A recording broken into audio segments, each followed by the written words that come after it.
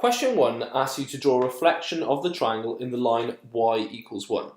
Now this is the key bit here. Y equals 1 is commonly drawn wrong.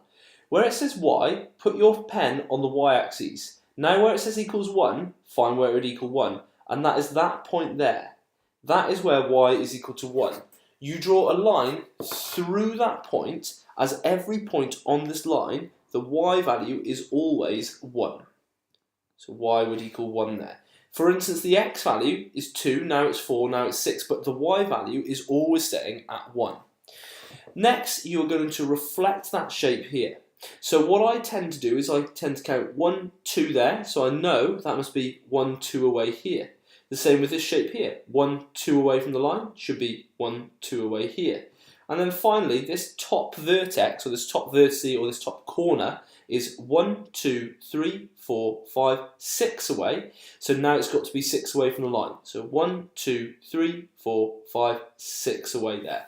And then it's a case of joining up the dots, and you've got 2 marks.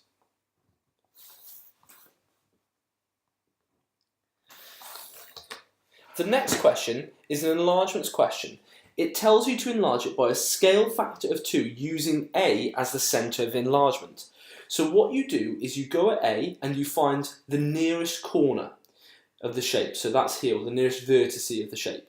How do I get to that corner from A, going up, down, left to right? I go left once and then down 3 times. So I go left once, down 3 times. So in the enlargement, I need to go from A, but not across once. I need to go across twice, and not down 3 times, but 6 times, because the scale factor was 2, which means I must double how much I went originally. So instead of going across once, I go across 1, 2 times, and down 6. 1, 2, 3, 4, 5, 6. So that is where my new corner should be of the enlarged shape. What I tend to do next, instead of doing that for all corners, which you can do, so I could say up 1 and across 3, so I'm going to go up 2 and across 6, I tend to count how long the original line is. So 1, 2, 3, 4. In the enlargement, the new base must be 8 because the original was 4. So 1, 2, 3, 4, 5, 6, 7, 8 by there. And then this went up 2, so in the enlargement it must go up 4. 1, 2, 3, 4.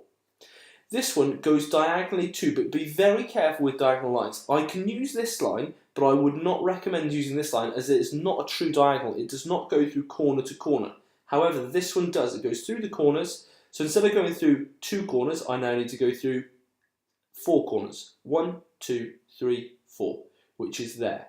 I would now join up those corners, and I've got 3 marks.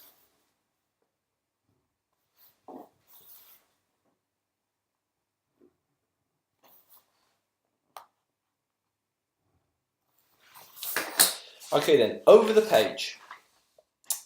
Number 2 was our QWC question. So read through the question again, pause the video, and read through the question again and familiarise yourself with that.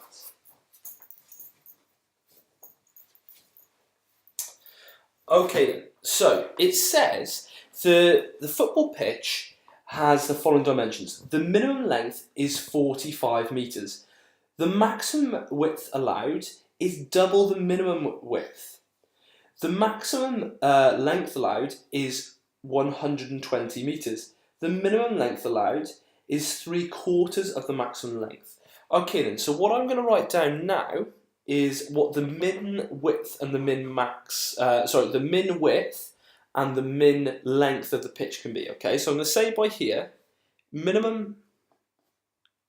Now I'm going to use full words. Instead of saying min, I'm going to say minimum because it says you'll be assessed on the quality of your written communication. So I'm going to make sure that I spell words correctly and use units and pound signs if pound signs were in this as and when. So minimum width, I'm already told, is equal to 45 metres. It says the maximum width allowed is double the minimum width. So that would give me a maximum width would be equal to double of that, so that would be 90 metres. But I'm not just going to have that pop out of nowhere. I'm going to say 45 metres times by 2. And I'm going to put in brackets double. Okay then, what is the minimum? So I'm going to get the minimums together and the maximums together. The minimum length of the pitch. Well, I don't actually know. It says that the maximum length is 120 and the minimum is 3/4 of that. So let's write down the maximum length. So the maximum length is equal to 120 metres. Now, for this one here, I know it is 3/4 of the maximum length, and you have a calculator for this paper. So you want to do 3/4 multiplied by 120 metres. So I'm going to put that into my calculator. So I press the fraction button, 3/4 times by 120 tells me that the minimum length allowed is 90 metres.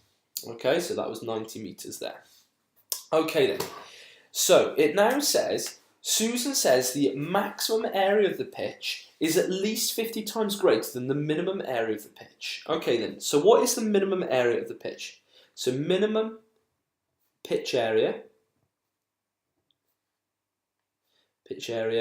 would equal 45 metres times by 90 metres, which is 45 times 90 on my calculator comes to 4,050 metres squared. Now, for it to be at least 50% greater than that I need to find 50% of. So 50% would be a half. So dividing that answer by 2 gives me an answer of, oh, is that one there, sorry, of 2,025 metres squared. So for it to be 50% greater, the maximum pitch must be at least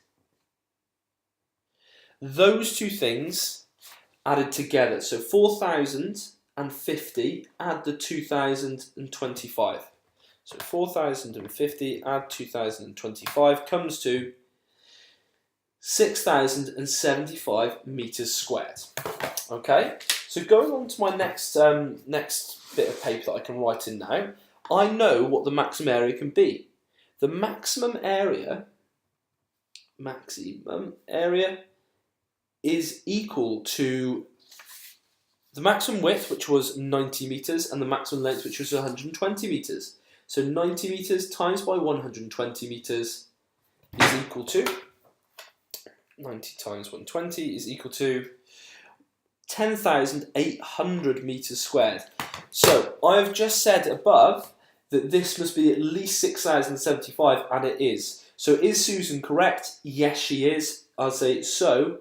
Susan is correct. It's much, much, much bigger actually than what they needed. It now says Kerry. Kerry makes a statement. Complete Kerry's statement using a decimal correct to 2 decimal places. Minimum area of a football pitch times by something is equal to the maximum area of the pitch. Okay, so the minimum area was equal to, what was it? It was 4,050 metres squared. Compared to the max area, I don't need to write fully now, I suppose, as it's no longer QWC, was 10,800 metres squared. So something times by that would equal the maximum. So I'm going to try and reverse engineer that. Instead of doing something times by that equals to that, I'm going to do 10,800 divided by 4,050. So just my calculator by here, 10,800 divided by 4,050 gives me an answer of, it gives me 8/3, but that's not much use because it said it wanted it correct to 2 decimal places. So I press SD, still no use, that's to 1 dp, press it again, and it turns into a much nicer number. To 2 decimal places, that would be 2.67. Okay then, so the next question. Okay, this was checking that you knew how many days there were in a year. It says in 2013, there were 119 days on which there was rain or snowfall in Moscow. For what fraction of the number of days was there no rain and no snowfall in Moscow? Okay, so I know that there was 119 days where there was rain or snowfall. Okay, how many days are there in a year? You should know that. Okay, now you do get a leap year every 4 years, and we're in a leap year this year, which is 2016. So in 2013, it wasn't a leap year. However, if you accidentally thought it was, you didn't lose any marks for that. The real answer is 365 on that year. Take away 119 days. So 365, take away the 119 equals 246 days. And then it would be, as a fraction, it would be 246 out of 365. Okay then, for part B, it says the mean temperature in Moscow for a 12-month period is 4 degrees. It is warmest in July, typically 26 degrees. What would be the best estimate for the mean temperature of Moscow if the temperature for July was not included?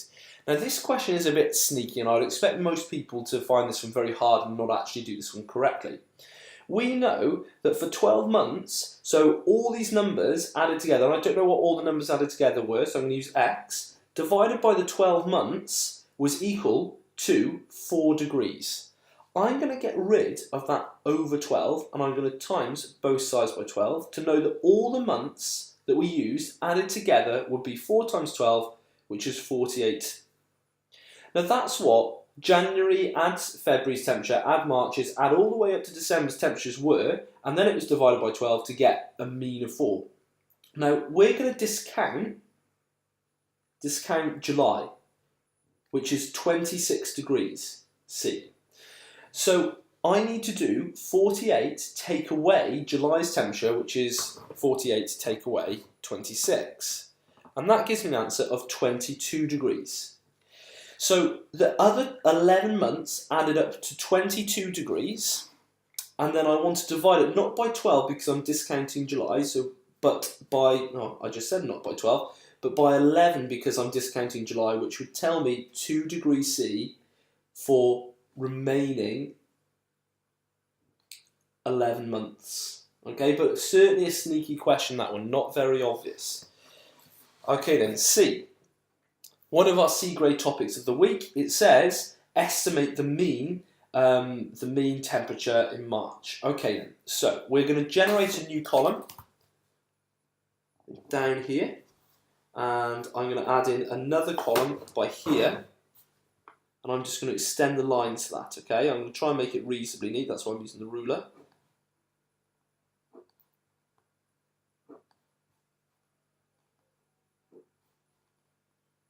Okay, then this column I call MP for midpoint, and underneath the midpoint column I scribble out so I don't accidentally add it up. What's in the middle of minus 12 and minus 10? Even though it's minuses, hopefully you can spot that it's minus 11, minus 9, minus 7, minus 5, minus 3, and minus 1. And now I'm going to times these numbers by their frequency. So I call this column midpoint times frequency. So minus 11 times 1, if you want to, use your calculator. Minus 11 times 1 gives you minus 11. Minus 9 times 3 would be minus 27, minus 35, minus 40, and then minus 12, and minus 10. I'm now going to add together the number of days, which I've already spotted in the question was 31. And then I'm going to put together all these temperatures. So it's going to be minus 11. Now we usually add these, but because they're minuses, we just keep on saying minus 27, minus 35, minus 40, minus 12, and minus 10. And then press equals, and I get that is equal to minus 135. And then to work out the mean, or the estimate of the mean, it is the total of the MP times by F divided by the total frequency, or the total F. So that would give me minus 135 divided by 31. So I'm going to say minus 135 divided by 31 and get rid of that answer bit equals SD it, and I get, oh, a really horrid number. So I'm pressing SD again just to get rid of that dot on top of the head like that. See that? I didn't like that dot. So I press it again, and I'm going to write that down to, now it doesn't tell me in the question, so I'm going to do it to 1 dp. So minus 4.4 to 1 decimal place. Okay? Okay then. D. Boris bought a car in Moscow for 251,850 Russian rubles. Each year, the value of Boris's car depreciates by 10% of its value at the start of the year. At the end of 2 years, by how much has Boris's car depreciated? Okay, so again, we've seen these in lessons. We start a table. So we're going to call this one year. We're going to call this bit 10%. And then we're going to call this end of year. Okay, so year 1. His car, which cost 251,850 rubles, I'm going to find 10%. So to find 10%, I'm going to times by 10 and divide by 100. But hopefully you could use a bit of logic here that we know that 10% we just take off a 0. Now, hopefully this calculator will back me up here. Yeah, I've just taken off the 0 there. Now that's how much it is depreciated. So to work out at the end of the year, I do its price at the start of the year, so this number here, and I take away the answer I just obtained. So that would be 251,850, take away 25,185, and that gives me an answer of 22665. In the year 2, it is now worth that 22666. Have I missed a 6 in my answer up here yet? 666.5. And again, finding 10%. Now again, finding 10%, I said times by 10 divided by 100% means out of 100. But you could just say divide it by 10. That's what it means. So I'm going to do 22666.5 times by 10 over 100 equals, SD it, and I get 22666.5. So then at the end of the year, it would be worth what would it be worth? It would be worth 22666.5. Take away this answer. So 22666.5.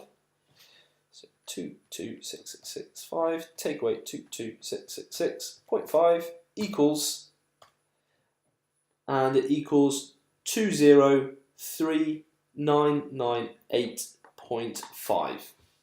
Okay. At the end of the year, by how much is his value of his car depreciated? Now, have I answered the question? I don't think I have. This is its current value. So the value is depreciated, so I'm going to say total depreciation is equal to the price it was to start with, so that was this 251,850, and I want to take away its current value, so 203,998.5, and that will tell me how much it has depreciated. The way I spotted that then is these questions are normally worth 3 marks, and that is worth 4, so I was thinking, oh, I've got to do one more thing here with the maths.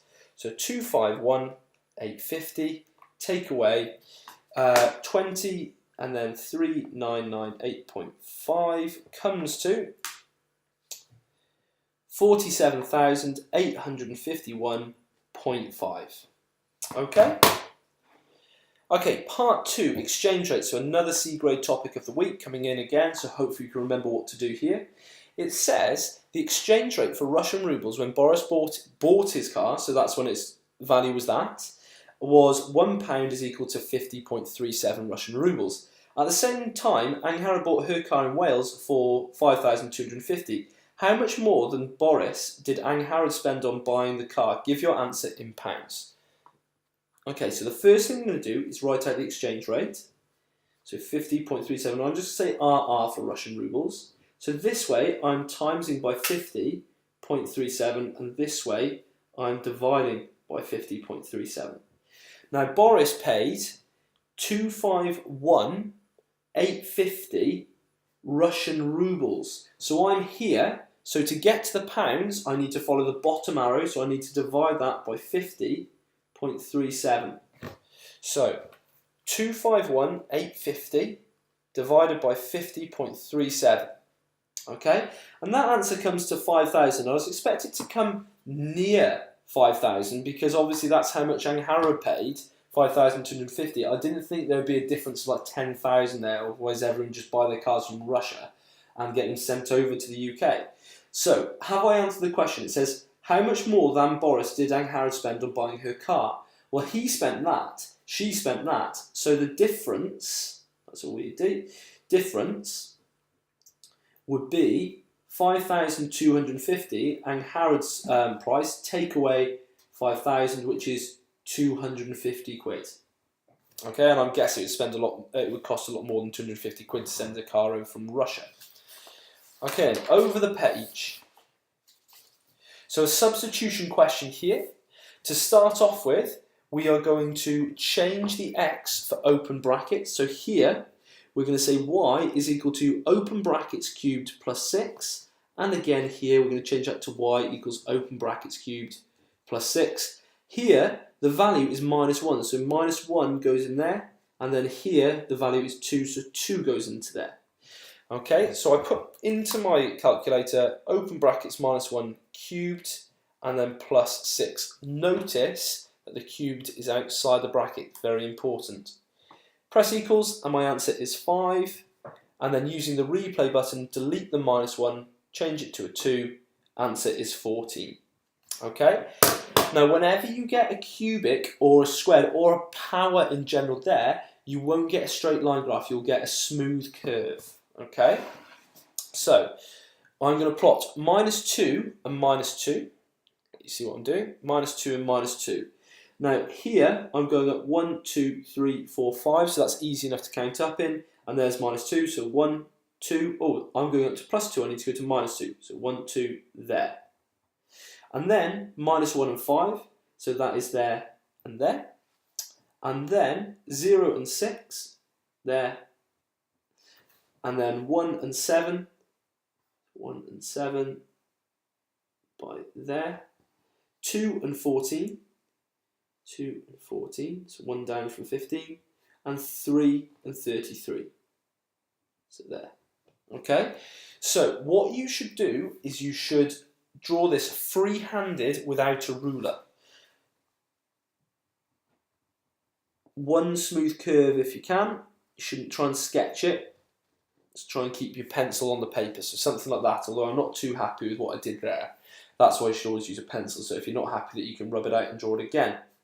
Now part C was quite tricky. It says Faye wants to solve the equation x cubed plus 6, so that graph that we just drew, that was x cubed plus 6, is equal to 10, by drawing a line on the graph above. Show how Faye would do this on the graph above. You do not need to find the solution. Oh, that's nice then. Okay, equal to 10, where's 10? Well, I certainly can't see 10 anywhere here, but I can see a 10 by here. And what I do is I draw a line going straight through there, and if she did want to solve it, it would be whatever this value here is. Okay, so I can see it's 1.5, but you don't actually need to do it because it said you do not need to find the solution of this equation.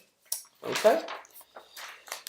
Okay, in question 5, we've had a look at ones like this before, so a tax bill, and the way I did it before was I drew a block like this to represent the money. So, Claudia's gross income, so she earns altogether £52,250. Okay, that's how much money she earns. Now, I'm told here that her personal allowance is £9,205. So £9,205, that is 0% tax. You don't get taxed on your personal allowance, it's free. Basic rate of tax, 20% payable on the first £32,255. So then, I've got £32,255 that is payable at 20% tax. And then it says everything else on the taxable income over £32,255. Now I know she earns this much here. I've already accounted for that and that. I need to find out how much is left there. So you should be thinking at what you can do to work that out. By all means, pause the video and try and work out how I'm going to work out this missing sum. Okay then, so what you should have done is you should have done 52,250, which is a total amount. You should have taken away the money we've already accounted for. So take away the 32,255, take away 9,205, leaves me with £10,790, which is payable at 40% tax. It now says calculate the total amount of tax she should pay. So we need to find 40%, so that's 40 out of 100 multiplied by that rate of money that she earns over the 20% tax, so 10,790. She also needs to find 20%, so that's 20 out of 100 times by that 32,255.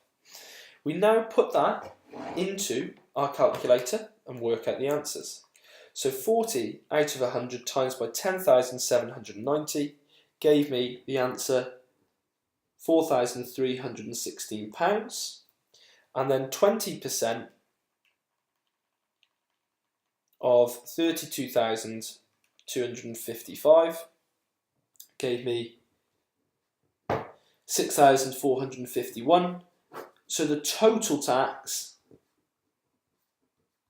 would be that, add that, so 6,451, add 4,316, which equals 10,767. I don't know why I wrote that down again. As her total tax, so let me just write that meter again. 10,767. Okay? Okay then, over the page. This is a question on loci, so let me just grab my compass.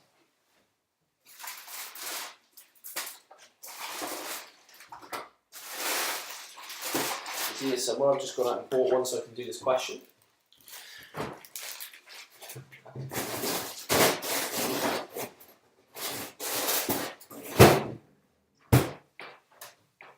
Okay.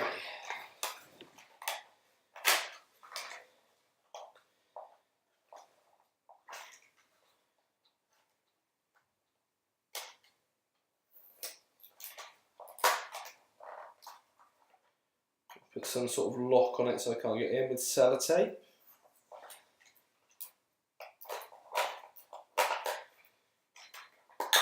There we go, I'm in.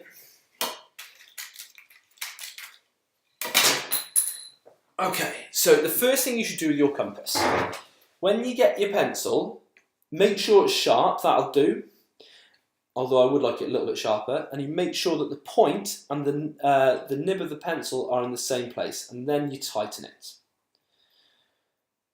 Okay then, so the first bit says, shade the region that satisfies both of the following conditions. The points that are less than 4 centimetres from B. Now to do that, you want to draw a circle that is 4 centimetres from B. So you get your ruler, you get your compass, you put the point on 4 and you open the pencil to 0 or vice versa. Now at B, I draw a circle around that. Okay, now I hate doing this as well. It's not very easy, so the best way to do it is usually just to hold the compass still and rotate the paper, but I can't do that because I've got a camera above it at the moment. It then says the points that are nearer to B than A. Now the way that you do that is you draw an arc which is more than halfway across the line. Now this one already is. Keeping your compass at exactly the same width without changing it, you move it over to the other place here, and when you're happy with it, you draw another arc, but it doesn't need to be a full circle. It just needs to cross that line in 2 places. I then draw a line where it crosses both bits. So here and here, line it up, draw a straight line there. Everywhere on that line is exactly the same distance to A as it is to B. Now, I need to highlight the area that they wanted me to shade. It said the points that are nearer to B than to A. The points that are nearer to B than to A. So nearer to B than to A would be this side, here and here. It says the points that are less than 4 centimetres from B. So that would be this bit here, and then this bit here, all of this bit within inside the circle. So it's going to be all of this area here up until the line. So it's not the full circle, but it's pretty much the full circle. Okay, so it would be all of this area here. Okay, so just check again. The points that are less than 4 centimetres from B, so that everywhere on the line is 4 centimetres from B, so everything inside the circle is less than 4 centimetres. And the points that are nearer to B than to A, so all of these points this side of the line are nearer to B. Usually it's a case that you shade this little segment here. I've done that loads and loads and loads of times, so that's why I'm reading the question a couple of times to make sure I'm certain of what you're supposed to do. Okay then. 7, probably one of the trickier ones. We haven't looked at anything like this in a while. It says, find the equation of the straight line of the following diagram. Write your answer in the form y equals mx plus c. Well, this m is what we call the gradient. It tells us how steep the line is. This c is what we call the y-intercept, where it crosses the y-axis. That's the easy bit to do. It crosses the y-axis at this value here. That value is 6. What sort of 6? Plus 6. So we say it's y equals something x plus 6. Okay? To work out what the gradient is, we say how far do we go across? We go across 1, but in that time that we go across 1, we go up 1, 2, 3 steps.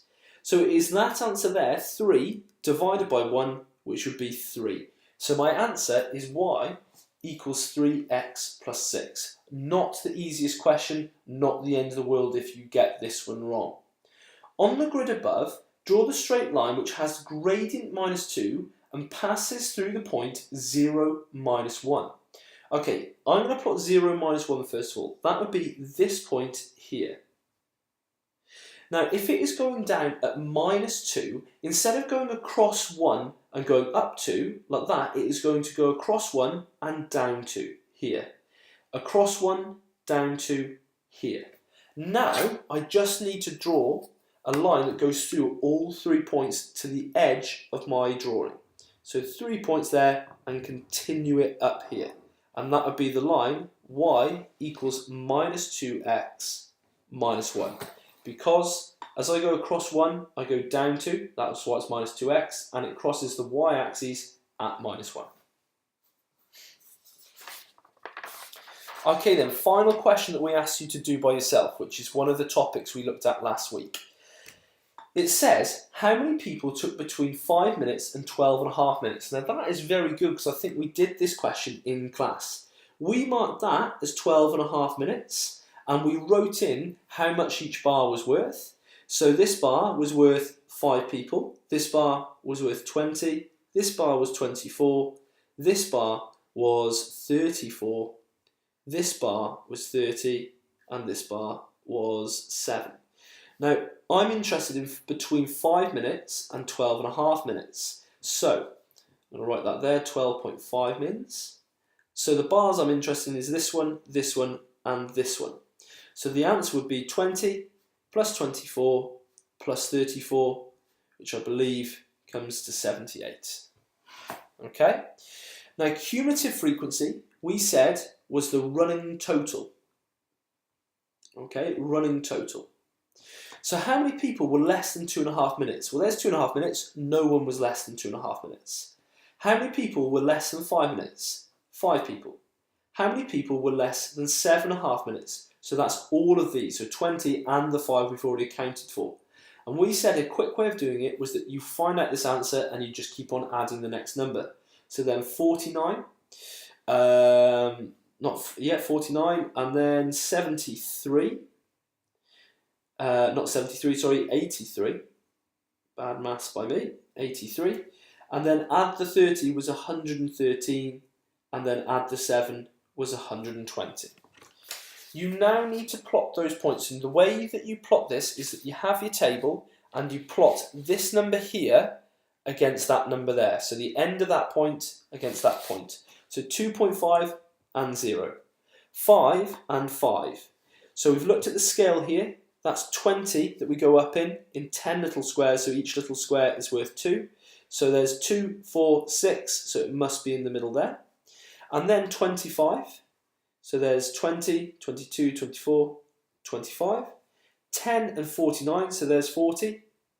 There's 50, 50, 48, so 49 in between the two of them. And then 83, so 83, there's 80, 82, 83. And then 113, 100s, 110, 112, 113, and then 120 should be at the top of it there. Now, the way we taught you was to put it through a ruler. You can freehand this, which is fine, but if you mess it up, you lose your mark. Whereas if you use a ruler, you do not get penalised any marks at all. If your graph doesn't automatically join 0, 0, I would recommend joining it to 0, 0, okay? In 9 times out of 10, it should go there already. And if it doesn't, it may make it easier for you if you do join it to 0, 0, providing it makes sense to join it to 0, 0.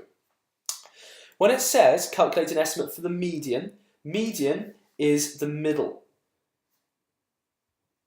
The middle of 120 is equal to 60. So we draw a line across at 60, there, come down off that graph, 2 little squares in, there, and you say the median would equal, now be careful, that is not 12. Check the scale, we've gone up 5 there in 10 little squares, so each little square is worth 0.5, so that would be 10.5, it would be 11. So the median is 11, my answer here is 11. Next, to find the interquartile range, you need to know a formula, which is upper quartile, take away lower quartile. Quartile means a quarter. So we've already gone halfway. Half of that would be a quarter, and that would be what we call the lower quarter, or the lower quartile. And reading off what I have there, I get that is equal to 8. 7.5 there, 1 little square on goes up half, 8. And then if you look at this number 60, this number 30, 60 add 30 is 90. That's where you go across for your upper quartile. So at 90, until I hit the line there, call that UQ, upper quartile, line straight down. Now if it doesn't quite fit on a line, I tend to force it onto a line, just to make it easier for me. 10, 15, 12.5, so that must be 13. So my interquartile range would be 13, take away 8, which is 5. And that concludes the first half of the paper. Okay?